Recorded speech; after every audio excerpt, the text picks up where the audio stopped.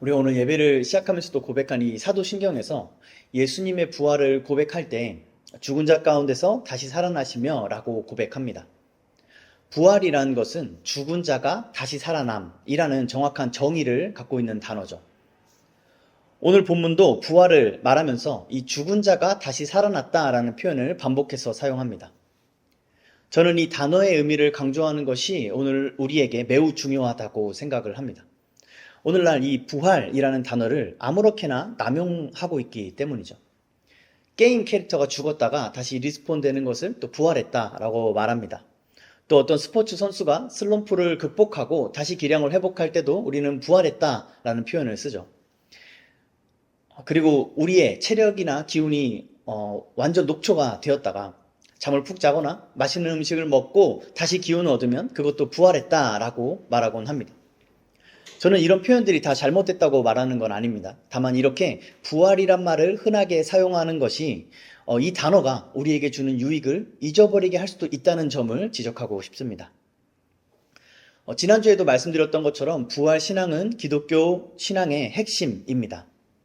그렇다면 교회는 다른 무엇보다 이 부활을 가장 많이 말하고 강조해야 합니다. 그런데 여러분, 지난 몇 주 동안 이 부활에 대해서 얼마나 자주 들으셨습니까? 여러분은 교회 안에서 갖는 모든 모임이나 교제 속에서 이 부활을 얼마나 자주 얘기하셨나요? 오늘날 교회에서 가장 많이 언급되고 있는 또 강조되고 있는 것은 하나님의 사랑, 하나님의 위로, 또 하나님의 복주심 이런 것들입니다. 부활은 더 이상 교회에서 핵심 주제로 다뤄지지 않는 것 같습니다. 부활은 하나님이 우리를 향한 사랑을 강조하고 증명하는 수단일 뿐이고 또 부활은 우리를 위로하시는 주님께서 우리를 위해 하셨다는 어떤 일일 뿐이고 우리에게 복을 주신다는 그분이 가진 능력이 얼마나 큰지를 보여주는 것일 뿐이 되어버린 것 같습니다. 예수님께서 부활하신 것은 믿는데 그것이 하나님께서 나를 사랑하신다는 것을 믿는 것보다는 덜 중요한 게 되어버렸죠. 지금 당장 내가 하나님의 위로를 느끼는 것이 부활에 대해 생각하는 것보다 중요하다는 겁니다. 그러나 여전히 부활 신앙은 기독교 신앙의 핵심입니다. 왜냐하면 성경이 부활을 강조하고 있기 때문입니다. 어찌나 강조하는지 부활을 믿지 않는 것은 예수를 믿지 않는 것이다 라고까지 말하고 있습니다. 우리는 우리의 신앙의 기준을 마땅히 이 성경에 맞춰야 하지 않을까요? 그러면 우리는 스스로에게 이렇게 질문해 보아야 합니다. 내 신앙의 강조점은 부활에 있는가? 그렇지 않은 신앙에 대해서 성경은 무엇이라고 말하고 있는가? 놀랍게도 고린도 교인들 중 일부가 죽은 자의 부활은 없다라고 생각을 했습니다. 이 본문의 문맥상 이 사람들은 고린도 교회 내에서 영향력이 있는 사람들이었을 것입니다. 교회의 지도자층에 속할 수도 있고 고린도 사회에서 부자이거나 또 권력가여서 교회 내에서도 그 영향력을 행사할 수 있는 사람들이었을 겁니다. 그런 사람들이 죽은 자의 부활이 없다라고 생각할 뿐만 아니라 자신이 가진 영향력으로 그것을 전파하면서 다른 성도들의 신앙을 흔들기까지 했던 것입니다. 그 소식은 사도 바울에게까지 들렸습니다. 그리고 사도 바울은 이 문제가 매우 심각한 문제라는 것을 알았습니다. 오늘 우리가 읽은 본문에서 부활이 없으면 다 헛되다라고 여러 번 강조할 정도로 사도 바울은 이 부활 신앙에 관한 문제가 성도의 구원과 관련 있고 또 교회의 본질을 무너뜨릴 수 있는 엄중한 문제라고 인식한 겁니다. 그래서 우리가 오늘 읽은 이 고린도전서 15장 전체에서 아주 길고 또 상세하게 부활에 대해서 설명하고 있습니다. 부활에 관한 잘못된 주장을 바로잡고 여러 오해들을 제거함으로써 고린도 성도들이 부활 신앙을 다시 견고하게 세우기 위해서 말이죠. 우리도 우리의 부활 신앙에 대해서 이 바울과 같은 태도를 가져야 할 것입니다. 부활을 등한시 여기는 신앙 고백이 얼마나 위험한 것인지를 깨달아야 한다는 말이죠. 본문에서 사도 바울은 만일 죽은 자의 부활이 없으면 이란 표현을 여러 번 사용하고 있습니다. 그리고 부활이 없다 하는 자들의 주장이 어떤 논리적 결말에 이르는지를 또 설명하고 있죠. 그것은 한마디로 모든 것이 헛되다라는 것입니다. 교회를 다니는 것도 헛되고 신앙생활을 하는 것도 헛되고 심지어 부활 없이 예수를 믿는 것 그 자체가 죄가 되기도 한다고 말하고 있습니다. 지난주에 우리가 살펴본 것처럼 이 위의 구절 1절에서 11절에서 사도 바울은 그리스도인들을 복음의 증인으로 묘사했었습니다. 그리고 오늘 본문 15절에서 만약 부활이 없으면 복음의 증인들은 다 거짓 증인들이라고 말하고 있는 것입니다. 이 복음의 증인들의 대표를 할 수 있는 이 사도들이 역시 이 거짓 증인이 된다면 그들이 쓴 신약 성경은 거짓 복음입니다. 그리고 신약 성경이 거짓이라면 우리는 구약도 제대로 깨달을 수가 없습니다. 같은 논리로 심지어 구약에 있는 부활에 관한 내용들을 우리는 삭제해야 합니다. 그러면 구약도 완전한 책이 아니죠. 그러면 구약도 성경이 될 수 없습니다. 그리고 성경이 없이 우리는 하나님을 결코 알 수 없습니다. 이처럼 죽은 자의 부활이 없다라는 주장은 기독교 전체를 무너뜨립니다. 죽은 자의 부활을 믿지 않는 신앙은 기독교 신앙이 아닌 것이죠. 또한 여기서 우리가 주목해 보아야 할 것은 14절에서 우리가 전파한 것과 너희가 믿은 것이 모두 헛되다라고 하는 표현입니다. 전파한 것과 믿은 것, 좀 익숙한 표현이죠. 우리가 지난주에 살펴본 1절에서 11절 말씀에 바울이 복음을 설명할 때 사용한 표현입니다. 특히 11절에서 나나 그들이나 이같이 전파하매 너희도 이같이 믿었느니라 라고 말하고 있죠. 죽은 자의 부활을 빼고서 복음을 전파하는 것이나 믿는 일이나 설교를 듣는 것이나 큐티를 하거나 말씀을 묵상하는 일이 다 헛되다 라고 말하는 것입니다. 찬양과 기도를 통해서 하나님의 사랑을 느끼고 위로를 느끼고 슬픔이 기쁨으로 변하고 좌절했던 마음이 소망을 얻었다 할지라도 그 모든 것을 경험한 그 사람이 정작 죽은 자의 부활을 믿지 않는다면 그가 무엇을 경험했든지 그것은 다 헛된 것입니다. 그러면 도대체 이 죽은 자의 부활을 믿는다는 게 뭘까요? 계속해서 강조하는 부활 신앙이라는 게 어떤 믿음을 말하는 것일까요?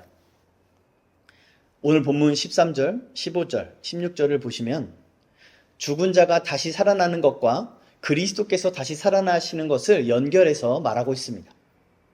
그리스도의 부활과 죽은 사람의 부활이 따로 갈 수 없다는 것입니다. 따라서 그리스도의 부활을 믿는다는 것은 죽은 사람이 부활한다는 것을 믿는 것입니다. 다시 말해서 그리스도의 부활을 믿는 사람은 자신이 죄로 인해 죽은 것과 그리스도와 함께 부활할 것을 믿는 사람인 것입니다. 부활 신앙에는 이 두 가지 믿음이 함께 있습니다. 오늘날 교회 안에서 부활은 없다라고 드러내놓고 말하는 사람은 거의 없습니다. 그런데 부활이 없다고 생각하거나 그렇게 말하지 않을 뿐이지 부활이 없는 것처럼 살아가는 사람들은 참으로 많은 것 같습니다.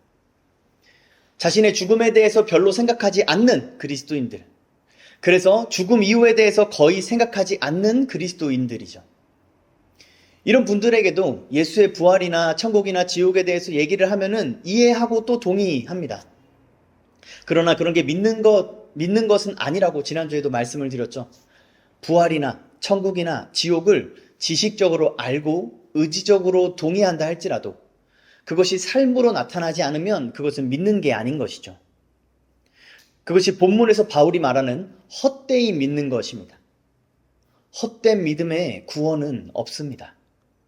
여기서 헛되다 라고 번역한 단어는 텅 비어 있다, 공허하다 같은 의미입니다. 죽은 자의 부활을 믿지 않는 신앙은 공허합니다. 그 사람이 경험하는 것은 속이 텅 빈 껍데기 뿐입니다. 그래서 하나님의 위로를 받았다는 마음이 금세 상처를 받고 다시 고통을 당하고 다시 우울해집니다. 하나님의 사랑을 맛보았다는 사람이 금세 미움과 질투와 시기와 다툼으로 그 마음이 더러워집니다.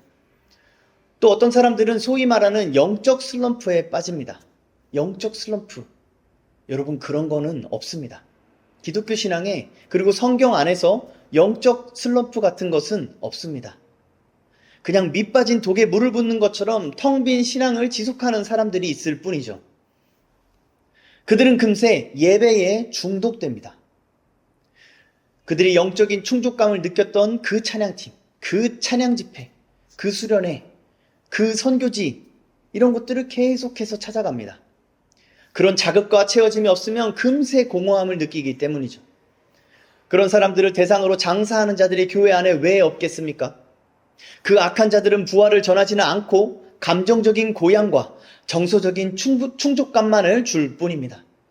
그들은 근본적인 해결책을 줄 수 없습니다. 그들에겐 부활 신앙이 없기 때문입니다. 만약 그들이 부활 신앙을 가진 부활의 증인들이라면 부활을 전파하지 않는다는 것은 있을 수 없는 일이기 때문이죠. 그래서 우리가 오늘 본문을 통해서 생각해 봐야 할 것은 예수님의 부활을 믿는다고 말은 하면서 자신의 부활을 믿지 않을 수 있다는 것입니다. 사도 바울은 그것이 헛된 믿음이라고 말합니다. 그리고 헛되이 믿는 신앙의 특징으로 이 세상의 삶에만 소망을 두는 것을 말하고 있습니다. 고린도 교인들은 이 땅의 삶에 소망을 뒀습니다.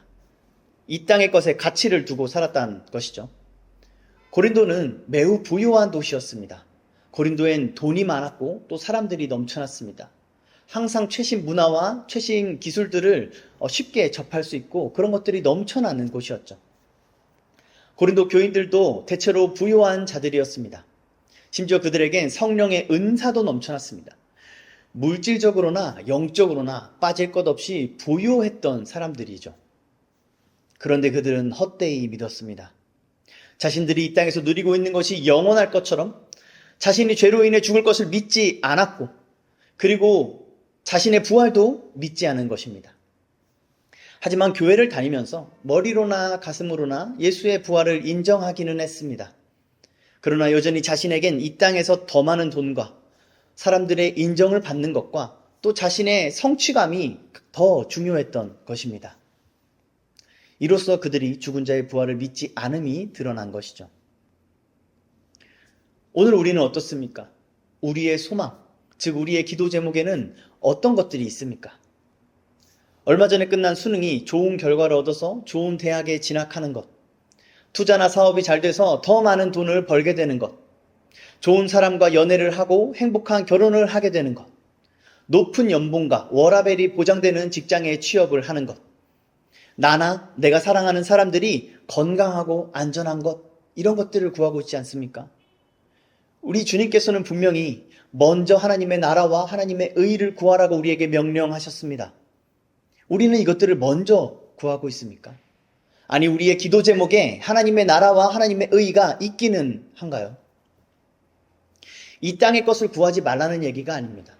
이 땅의 것만 구하는 것이 문제라는 것입니다. 부활을 믿는 사람은 이 땅의 것만 구할 수 없기 때문입니다. 왜냐하면 부활을 믿는 사람은 당연히 자신이 죽음 이후에 갈 하나님의 나라에 대해서 소망을 갖고 그곳에서 영원히 살 것을 생각하기 때문입니다. 따라서 부활 신앙을 다르게 말하자면 종말론적 신앙이다 라고 말할 수 있습니다. 종말론적 신앙은 자신의 죽음을 항상 생각하며 사는 것을 말합니다. 모든 사람들에게 가장 공평한 것이 바로 이 죽음입니다. 그런데 세상 사람들은 마치 자기 자신과 죽음이 상관없는 것처럼 살아가고 있죠. 그래서 어쩌다 죽음을 만나면 매우 당혹해하고 부당한 일을 당한 것처럼 여깁니다. 죽음을 생각하거나 말하는 것을 부정한 것으로 여기기도 합니다. 그들에겐 죽음에 대한 어떠한 대안도 없기 때문입니다. 어떤 소망도 없기 때문입니다. 그래서 이 세상이 전부인 사람들은 외모에 집착합니다. 보이는 것에 목을 맵니다. 어떤 행동에 대해서 옳고 그름보다 어떻게 보일지를 훨씬 더 중요하게 생각합니다. 그래서 자기 자존심이 상하면, 체면이 구겨지면 상대를 죽일 듯이 분노하게 되는 것이죠. 자기가 조금이라도 피해를 본 것 같다고 느끼면 바로 상대에게 가혹한 응징을 하려고 하는 것입니다. 그리고 그게 정당하다고 생각을 하죠. 그들에겐 이 세상이 전부이기 때문입니다. 하지만 그리스도인은 그렇지 않습니다. 그리스도인은 오히려 죽음 이후에 소망을 두고 살아갑니다. 그러므로 자신의 죽음을 생각하지 않는 신앙은 헛된 것입니다. 자신의 부활을 믿음으로 오늘을 살지 않는 것 또한 헛된 것입니다. 이처럼 예수는 믿지만 부활은 믿지 않는 사람들의 논리는 참으로 허망합니다. 그러나 안타깝게도 이거를 깨달아야 하는 사람들이 정작 이것을 깨닫지 못합니다. 사랑하는 성도 여러분, 여러분은 여러분의 소망을 어디에 두고 계십니까? 이 질문에 대답하려면 먼저 자기 자신을 돌아봐야 합니다. 지난 한 주간 나의 그 결정, 나의 그 행동, 나의 그 생각, 나의 그 감정들이 어디에 소망을 두고 있었는지 성령 하나님께서 깨닫게 해주시기를 기도하면서 또 겸손하게 우리 자신을 돌아봐야 합니다. 이 땅의 것만 구하는 신앙은 공허한 껍데기와 같습니다. 이 땅의 것들을 그럴듯한 기독교 용어로 포장한다고 해도 마찬가지입니다. 부활이 없으면 그 사랑은 하나님의 것이 아닙니다. 부활이 없으면 그 위로는 하나님이 주신 게 아닙니다. 부활이 없으면 그 힘과 그 감격은 하나님으로부터 온 것이 아닙니다. 죽은 자의 부활이 없는 신앙은 하나님과 아무 상관이 없습니다. 죽은 자의 부활이 없는 신앙은 이 땅에서 내 인생, 내 평안, 내 성공, 내 잘됨만을 구하는 것입니다. 그것은 스스로 하나님이 되고자 했던 아담의 죄고 마귀에게 속한 죄, 곧 우상 숭배입니다. 사도 바울은 계속해서 헛된 신앙의 결말을 이야기를 합니다. 본문 16, 17절입니다. 만일 죽은 자가 다시 살아나는 일이 없으면 그리스도도 다시 살아나신 일이 없었을 터요. 그리스도께서 다시 살아나신 일이 없으면 너희의 믿음도 헛되고 너희가 여전히 죄 가운데 있을 것이요. 여기서 사도 바울은 앞서 했던 말을 반복해서 강조하고 있습니다. 그만큼 부활을 믿지 않는 신앙이 얼마나 헛된지를 강조하고 싶은 것이죠. 또 17절에서 헛되고 라고 번역한 단어는 앞서 말한 헛되다와 또 다른 단어를 사용하고 있습니다. 이 또한 헛됨을 강조하기 위한 장치로 볼 수 있는데요. 여기서 사용된 단어는 쓸모없다, 효과가 없다 같은 의미로 해석할 수도 있습니다. 그리고 여기에서 바울은 한 문장을 더 합니다. 너희가 여전히 죄 가운데 있을 것이다. 부활이 없으면 죄사함도 없다는 것입니다. 너무 당연한 얘기죠. 죽은 자의 부활이 있으려면 먼저 죽어야 하고 죽음은 죄로 인해서 우리에게 들어온 것이기 때문입니다. 따라서 그리스도께서는 우리를 죽음에서 구원하시기 위해 이 죄 문제를 해결하셔야 했습니다. 그래서 죽임을 당하셨고 그 죽음 가운데서 다시 살아남으로써 죽음의 권세를 무너뜨리신 것이죠. 이것이 부활입니다. 이는 또한 사도 바울이 부활이 없는 신앙이 헛되다고 말한 이유이기도 합니다. 우리를 죄 가운데서 구원하지도 못하는 신앙은 쓸모없고 아무 효과나 능력도 없는 것이니까요. 그걸 믿겠다고 매주 교회 나오고 봉사하고 시간과 돈을 쓰는 것은 참으로 헛된 일입니다. 그렇게 열심과 전심을 다해 살다가 죽어서 지옥에 가기 때문이죠. 사도 바울은 그런 사람들이 가장 불쌍한 사람이라고 말합니다. 19절입니다. 만일 그리스도 안에서 우리가 바라는 것이 다만 이 세상의 삶뿐이면 모든 사람 가운데 우리가 더욱 불쌍한 자이리라. 아예 복음이나 부활에 관해 아무것도 모르는 사람보다 스스로 그걸 믿는다고 착각하면서 헛되이 믿는 사람이 더 비참하다고 말하고 있습니다. 오직 종말론적인 부활신앙만이 우리를 죄와 사망에서 구원하는 참 믿음입니다. 우리가 믿건 안 믿건, 우리가 알건 모르건 하나님께서는 예수 그리스도를 죽은 자 가운데서 다시 살리셨습니다. 그러므로 이제 이것을 믿는 신앙과 믿지 않는 신앙, 그리고 그보다 비참한 헛되이 믿는 신앙만 있을 뿐입니다. 사랑하는 성도 여러분, 우리가 이 땅에서 느끼는 대다수의 상처와 절망이 바로 이 부활 신앙에 달려있다는 걸 아십니까? 우리가 이 세상에서 바라는 것이 많을수록 우리가 경험하는 상처와 절망은 더 큰 법입니다. 수능 기간 전후로 매년 들리는 말이 있습니다. 그것은 수능이 인생의 전부가 아니다라는 말입니다. 그럼에도 불구하고 매년 수능을 망치고 자살을 하는 사람들을 우리는 뉴스를 통해서 안타깝게도 접하게 됩니다. 정말 비통한 일이죠. 어른이 되면 정말 수능이 전부가 아니란 것을 알게 됩니다. 그러나 수험생들 중에 어떤 사람들에게 수능은 전부인 것이죠. 그리스도인은 이 세상이 전부가 아니란 것을 믿음을 통해 알게 됩니다. 그러나 불신자들과 교회 안에 어떤 사람들에게는 이 세상은 전부인 것이죠. 그래서 취업에 실패하는 것에 크게 절망합니다. 자신의 스펙이 부족한 것으로 인해 주눅이 듭니다. 하루빨리 눈에 보이는 뭔가를 이뤄내고 싶어서, 그리고 그걸 이뤄내서 사람들한테 자신이 얼마나 유능한지, 자신이 얼마나 가치 있는 존재인지를 증명해내고 싶어 합니다. 심지어 교회에 다니면서 예수를 믿는다 할지라도 그들은 불신자들과 다를 것 없이 상처를 받고 절망합니다. 그들의 신앙에 부활이 없기 때문입니다. 그런데 부활이 없는 신앙에 대해 이보다 더 심각한 모습이 있습니다. 그것은 감정에 중독된 신앙입니다. 앞서 말씀드린 것처럼 부활이 없으면 죄사함도 없습니다. 죽은 자의 부활을 믿지 않는 사람들은 이 죄로 인해서 고통받고 그 고통에서 자유롭지 못합니다. 그들은 여전히 죄 가운데 있습니다. 죄책감 때문에 괴로워합니다. 그래서 더욱 하나님의 사랑이나 위로나 용서의 메시지에 목을 맵니다. 그럼에도 불구하고 사랑한다라는 말이나 그래도 괜찮다라는 말에 위안을 얻으려 합니다. 그러나 그들은 아무 위로도 얻지 못합니다. 다시 금방 불안해지고 다시 또 죄책감에 짓눌리고 다시 우울해집니다. 그들에게 죄사함의 메시지는 감정적인 사랑을 느끼는 것에 불과합니다.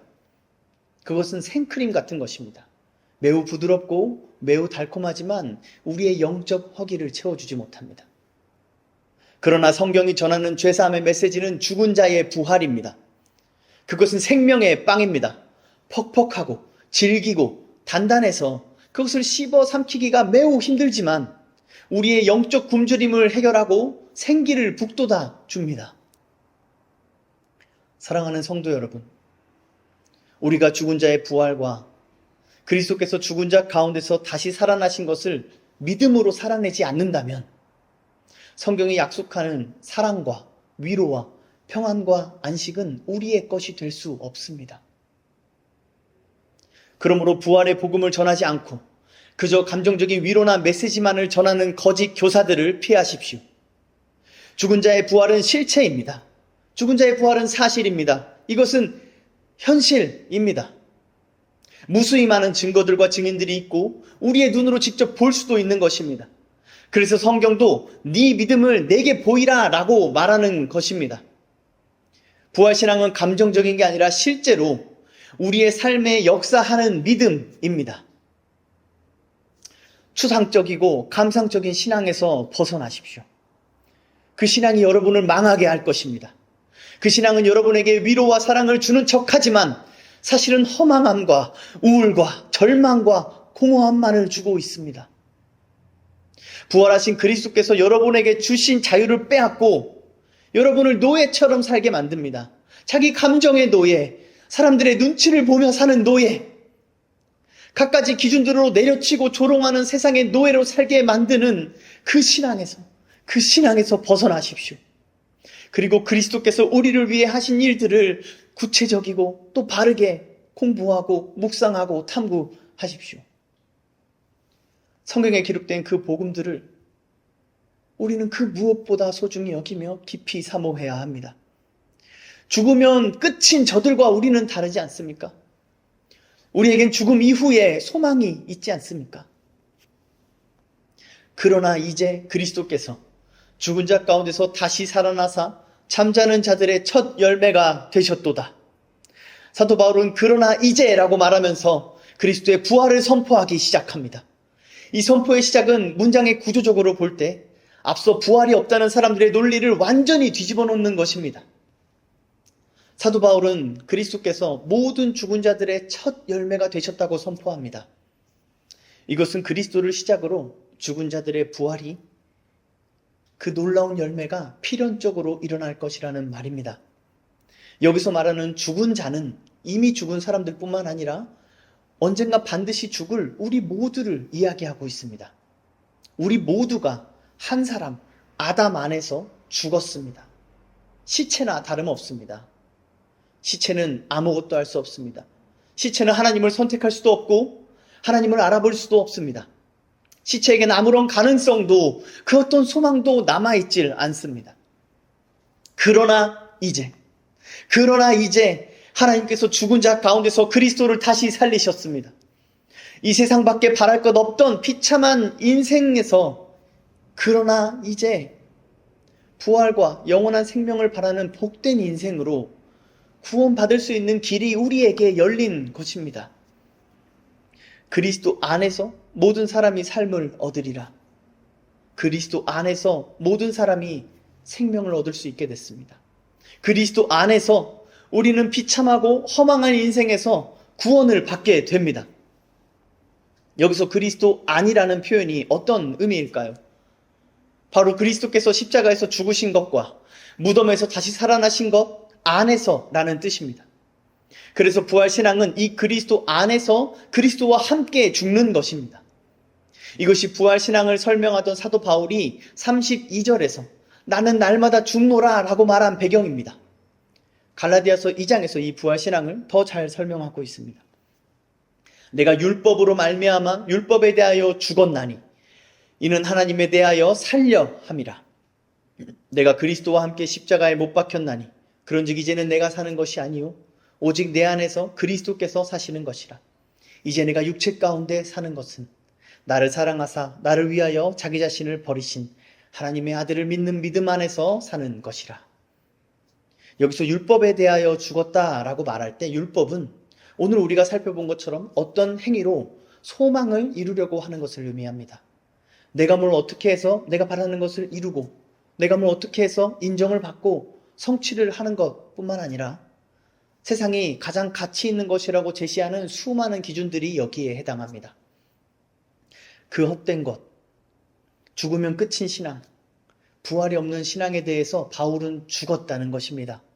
자신은 더 이상 그것들을 쫓지 않고 그것들의 지배를 받지 않는다고 말하고 있는 것입니다. 그러면 이제 무엇으로 삽니까? 사도 바울은 그리스도로 산다고 말합니다. 하나님의 아들을 믿는 믿음으로 산다고 말하고 있습니다. 그것을 바울은 그리스도 안에 사는 것이라고 표현합니다. 이 그리스도 안에라는 표현은 바울의 신학에서 가장 중요한 표현입니다. 그리고 바울에게 있어 이 표현은 하나님 나라를 의미하는 것이기도 합니다. 그래서 그리스도 안에 산다는 것은 하나님의 나라 안에 산다는 것입니다. 그리스도 안에 있다는 것은 부활 생명을 얻었다는 것입니다. 그리스도 안에 있다는 것은 이 땅에서 천국을 소망하며 천국을 누리며 다가올 하나님 나라를 대망하며 산다는 것입니다. 그러면 이 세상이 전부인 것처럼 낙심하지 않습니다. 어떤 일을 만나도 절망하지 않고 좌절하지 않습니다. 변하지 않는 하나님의 의를 날마다 구하기 때문에 자기의 감정에 휘둘리지 않습니다. 세상의 평가에 흔들리지 않습니다.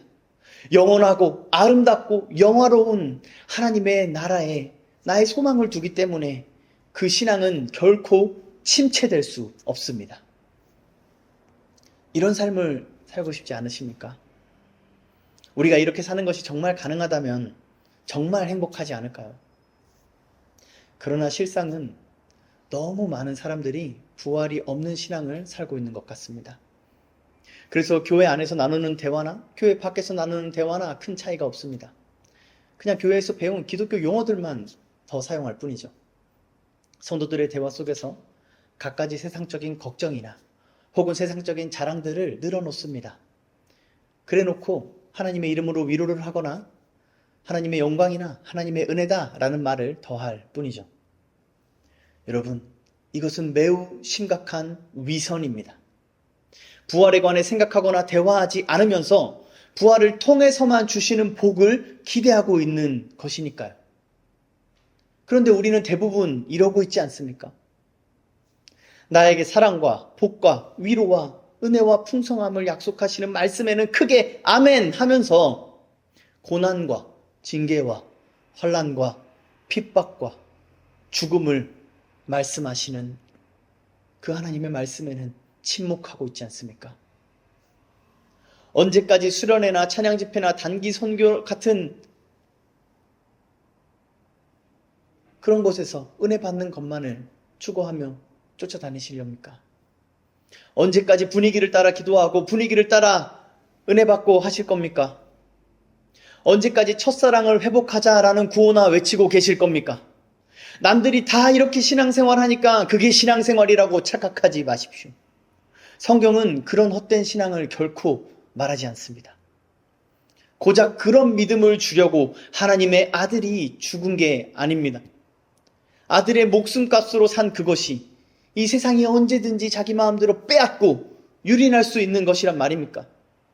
고작 그런 위로나 고작 그런 사랑이나 고작 그런 평안을 주려고 예수께서 죽으신 것이 아닙니다. 세상이 줄 수 없는 평안과 세상이 줄 수 없는 기쁨과 위로가, 그러한 만족이, 영원한 만족이 정말로 있습니다. 세상이 빼앗을 수 없고 세상이 흔들 수 없고 세상이 끊을 수 없는 사랑과 믿음과 소망이 정말로 있습니다. 죽음을 앞두고 찬송하고 기도했던 순교자들이나 우리나 다를 바가 없습니다. 똑같은 죄인이고 똑같은 복음을 받은 사람들입니다. 똑같은 성령을 받은 자들입니다. 그들이 그렇게 살았고 그들이 그렇게 죽었다면 우리 또한 그렇게 살고 죽을 수 있는 것입니다.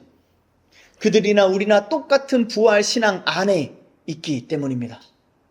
그들이나 우리나 동일한 성령 하나님께서 변함없이 역사하시기 때문입니다.